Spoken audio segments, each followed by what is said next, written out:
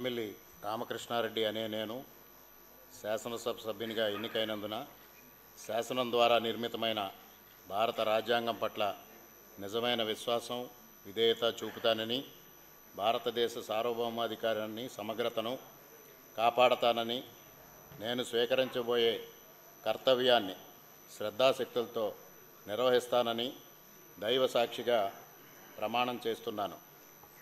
ఆంధ్రప్రదేశ్ శాసనసభ సభ్యుడినైన నల్లమిల్లి రామకృష్ణారెడ్డి అనే నేను సభ నియమాలకు కట్టుబడి ఉంటానని, వాటిని అనుసరిస్తానని, సభా మర్యాదలను పాటిస్తానని, సాంప్రదాయాల్ని గౌరవిస్తానని దైవ సాక్షిగా ప్రమాణం చేస్తున్నాను.